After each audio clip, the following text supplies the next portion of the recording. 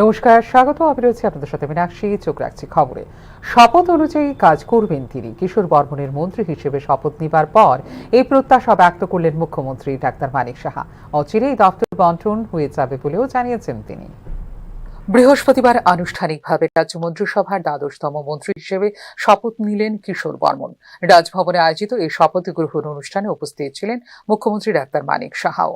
মন্ত্রী হিসেবে যে শপথ নিয়েছেন কর্মক্ষেত্রে তা পালন করবেন কিশোর বর্মন বলে এদিন প্রত্যাশা ব্যক্ত করলেন মুখ্যমন্ত্রী ডাক্তার মানিক সাহা। আজকে মন্ত্রিসভার যিনি সদস্য হয়েছেন এই কিশোর বর্মন, ওনাকে নিয়ে 12টা বার্তের মধ্যে আমাদের ফুল ফ্লেজেড যে মিনিস্টার সেটা সম্পূর্ণ হয়েছে। একটা বার্তে আমাদের এমওএস আছে। তো আমরা যেভাবে উনি আজকে যে শপথ নিয়েছেন, যে শপথে নেওয়ার পরে যা যা ওনাকে পাঠ করা হয়েছে, আশা করি সেইগুলো মাথায় রেখে আগামী দিন আমাদের যেভাবে ত্রিপুরা সামনের দিকে এগিয়ে নিয়ে যাচ্ছি আমরা, মাননীয় প্রধানমন্ত্রী যেভাবে আমাদের মার্গদর্শন করার, নিশ্চয়ই উনিও এর মধ্যে ভাগিদার হবেন এবং ওনাকে আমি স্বাগত জানাই। এবং আগামী দিন আমরা সবাই মিলে ত্রিপুরাকে, যেটা আমরা বলি এক ত্রিপুরা শ্রেষ্ঠ ত্রিপুরা, সেটা নিশ্চয়ই আমরা মন্ত্রী হিসেবে নেওয়া হয়েছে শপথ, এবার দফতর বন্টনও হয়ে যাবে সময় মতোই বলে জানিয়েছেন মুখ্যমন্ত্রী। শপথ নিল কবে হবে, হয়ে যাবে দপ্তর যখন হবে তখনই বলবো। খালি আছে, সেটা কি খুব তাড়াতাড়ি ফুলফিল করা হবে? সব হবে, সময়ে সবকিছু হবে, ডোন্ট ওয়ারি।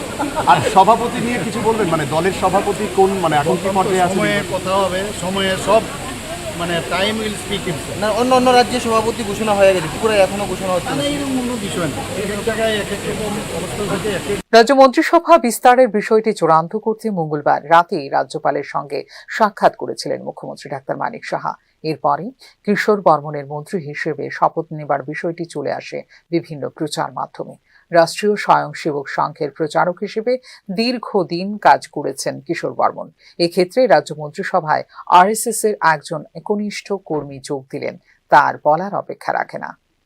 ফিউরো রিপোর্ট, নিউজ নাও। সম্প্রসারিত হল ডক্টর মানিক সাহার নেতৃত্বাধীন রাজ্য মন্ত্রিসভার।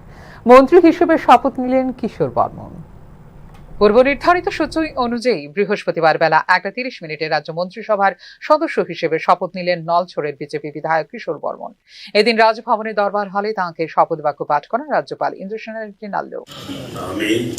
আমি শ্রী কিশোর বর্মন ভগবানের নামে দৃঢ় বিশ্বাসের সহিত শপথ করিতেছি যে আইনত প্রতিষ্ঠিত ভারতীয় সংবিধানের প্রতি দৃঢ় বিশ্বাস ও আনুগত্য রক্ষা করিব। আমি ভারতের সার্বভৌমত্ব ও অখণ্ডতা রক্ষা করিব। আমি ত্রিপুরা রাজ্যের ক্যাবিনেট মন্ত্রী হিসাবে আমার কর্তব্য বিশ্বস্তভাবে ও বিবেক পরায়ণতার সহিত সম্পন্ন করিব এবং ভারতীয় সংবিধান অনুযায়ী ভয়, অনুগ্রহ, প্রীতি বা বিদ্বেষ মুক্ত থাকিয়া সর্বশ্রেণীর লোকের প্রতি ন্যায় আচরণ করিব। আমি শ্রী কিশোর বর্মন ভগবানের নামে দৃঢ় বিশ্বাসের সহিত শপথ করিতেছি যে ত্রিপুরা রাজ্যের ক্যাবিনেট মন্ত্রী হিসাবে আমার নিকট যে বিষয় বিবেচনার জন্য উপস্থাপিত করা হইবে অথবা আমার জ্ঞাত সারে আসিবে, তাহা ক্যাবিনেট মন্ত্রীর কার্যনির্বাহের জন্য ব্যতীত প্রত্যক্ষ বা পরোক্ষভাবে কোনো ব্যক্তি বিশেষ বা ব্যক্তিবর্গের নিকট বলিব না বা প্রকাশ করিব না। 8 মার্চ 2023 ডাক্তার মানিক সাহার নেতৃত্বে বিজেপি এবং Indigenous People's Front of Tripura জোট সরকার রাজ্যের ক্ষমতায় অধিষ্ঠিত হয় টানা দ্বিতীয়বারের মতো। প্রাক্তন রাজ পরিবারের বংশধর প্রদ্যোৎ কিশোর দেববর্মন নেতৃত্বাধীন তিপ্রামথা 2023 সালের বিধানসভা নির্বাচনে প্রতিদ্বন্দ্বিতা করেছিল আলাদাভাবে, কিন্তু গত বছরের মার্চ মাসে কেন্দ্র এবং ত্রিপুরা সরকারের সাথে ত্রিপক্ষীয় চুক্তি স্বাক্ষরের পর বিজেপি আইপিএফটি জোট সরকারে যোগ দেয়, যা ত্রিপুরা রাজনীতিতে নিয়ে আসে একটি নতুন মোড়। 60 আসন বিশিষ্ট ত্রিপুরা বিধানসভার আকার অনুসারে রাজ্য মন্ত্রিসভার সদস্য সংখ্যা থাকতে হবে মুখ্যমন্ত্রী সহ মোট 12 জন। এক্ষেত্রে এতদিন রাজ্য মন্ত্রিসভার সদস্য সংখ্যা ছিল 11। কিশোর বর্মনের শপথ গ্রহণের মধ্য দিয়ে পূর্ণ হলো রাজ্য মন্ত্রিসভার সদস্য সংখ্যার কোটা। রাজ্যে ক্যাবিনেট 12 জন মন্ত্রীর মধ্যে বিজেপির মন্ত্রী রয়েছেন মোট 9 জন। এই ক্ষেত্রে একজন রাজ্য মন্ত্রী সহ শরিক তিপ্রামথার মন্ত্রী রয়েছেন মোট 2 জন। রাজ্য মন্ত্রিসভায় সরকারের অপর শরিক আইপিএফটি সদস্য রয়েছেন 1 জন। এতদিন মন্ত্রিসভায় রাজ্যের মোট 8টি জেলার মধ্যে ধলাই জেলা এবং সিপাহীজলা জেলা থেকে ছিলেন না কোনো মন্ত্রী।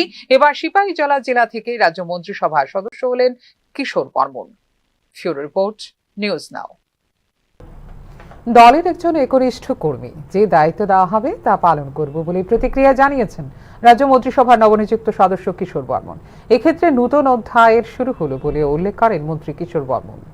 বৃহস্পতিবার বেলা 11:30 মন্ত্রী হিসেবে শপথ নিয়েছেন বিধায়ক কিশোর বর্মন। বিধানসভার লবিতে নলছড়ের বিধায়ক কিশোর বর্মনকে শপথ বাক্য পাঠ করিয়েছেন রাজ্যপাল ইন্দ্রসেনা রেড্ডি। এদিন শপথ গ্রহণ অনুষ্ঠানে উপস্থিত ছিলেন মুখ্যমন্ত্রী ডাক্তার মানিক সাহাও। এদিন শপথ বাক্য পাঠ করার পর সাংবাদিকদের মুখোমুখি হন মন্ত্রী কিশোর বর্মন। এই শপথ গ্রহণের মধ্য দিয়ে নতুন অধ্যায়ের শুরু হলো বলে প্রতিক্রিয়ায় জানিয়েছেন মন্ত্রী কিশোর বর্মন। তবে আমি মনে করি না যে কোনো ধরনের চ্যালেঞ্জ সামনে আছে। আমাদের সামনে আমাদের আদর্শ, আমাদের প্রধানমন্ত্রী আছেন, আমাদের মুখ্যমন্ত্রী আছেন, যাদের স্বচ্ছ ভাবমূর্তি দেশে শুধু নয় বিদেশে সারা বিশ্বের মধ্যে নন্দিত। তাদেরকে পাথর করে কাজ করব, আশা করি কোনো অসুবিধা হবে না। আমি ভারতীয় জনতা পার্টির একনিষ্ঠ সৈনিক। দল যখন যে দায়িত্ব দেবে সে দায়িত্ব নিষ্ঠার সঙ্গে পালন করব বলেও উল্লেখ করেন মন্ত্রী কিশোর বর্মন। রাজ্য মন্ত্রিসভার সদস্য হিসেবে চয়ন করার জন্য প্রধানমন্ত্রী এবং মুখ্যমন্ত্রীকে ধন্যবাদও জ্ঞাপন করেন কিশোর বর্মন। আমি আমাদের সর্বোচ্চ নেতা নরেন্দ্র মোদীজিকে আমি ধন্যবাদ জ্ঞাপন করব। আমাদের স্বরাষ্ট্রমন্ত্রী অমিত শাহ, আমাদের সাধারণ সম্পাদক সর্বভারতীয় বিএল সন্তোষজি, সর্বোপরি আমাদের ত্রিপুরা রাজ্যের মুখ্যমন্ত্রী অধ্যাপক ডক্টর মানিক শাহ সহ আমি সমস্ত আমাদের যারা উচ্চ নেতৃত্ব আছেন, রাজ্য নেতৃত্ব আছেন, সবাইকে আমি কৃতজ্ঞতা জ্ঞাপন করছি, সবাইকে আমি ধন্যবাদ জ্ঞাপন করছি। স্যার, দপ্তর নিয়ে এখনো পর্যন্ত কোনো চর্চা রয়েছে কি? না, এসব বিষয় নিয়ে এখনো চর্চা হয়নি। আমি ভারতীয় জনতা পার্টির একজন একনিষ্ঠ সৈনিক, এসব নিয়ে ভাবনা চিন্তা করি না। দল যখন যেই জায়গায় যে পরিস্থিতিতে বা যা দায়িত্ব দিয়েছে সেটা দায়িত্ব এবং কর্তব্য হিসাবে আমি নিষ্ঠার সাথে পালন করে এসেছি। আগেও যা দায়িত্ব দেবে সেটা নিষ্ঠার সাথে পালন করব। 1980 সালের 12 ডিসেম্বর জন্ম কিশোর বর্মনের। 2004 সালে ত্রিপুরা বিশ্ববিদ্যালয় থেকে বাংলা ভাষায় স্নাতকোত্তর ডিগ্রি লাভ করেন কিশোর বর্মন। 2023 সালে ভারতীয় জনতা পার্টির টিকিটে নলছড় বিধানসভা কেন্দ্র থেকে বিধায়ক হিসেবে নির্বাচিত হন কিশোর বর্মন। রাষ্ট্রীয় স্বয়ংসেবক সংঘের প্রচারক হিসেবে দীর্ঘদিন পশ্চিমবঙ্গে কাজ করেছিলেন কিশোর বর্মন।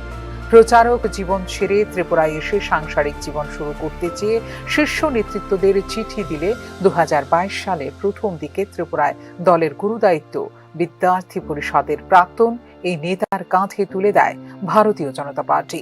ত্রিপুরা বিজেপির সাধারণ সম্পাদক হিসেবেও দায়িত্ব পালন করেছেন কিশোর বর্মন। ডাক্তার মানিক সাহা নেতৃত্বাধীন দ্বিতীয় বিজেপি জোট সরকারি মন্ত্রিসভায় এবার দ্বাদশতম মন্ত্রী হিসেবে শপথ নিলেন কিশোর বর্মন। ফিউরো রিপোর্ট, নিউজ নাও। এখনকার মতো এই মুহূর্তের সংবাদ এই পর্যন্ত। আপডেটস দেখার জন্য অবশ্যই নজর রাখতে হবে নিউজ নাওর পর্দায়। নমস্কার।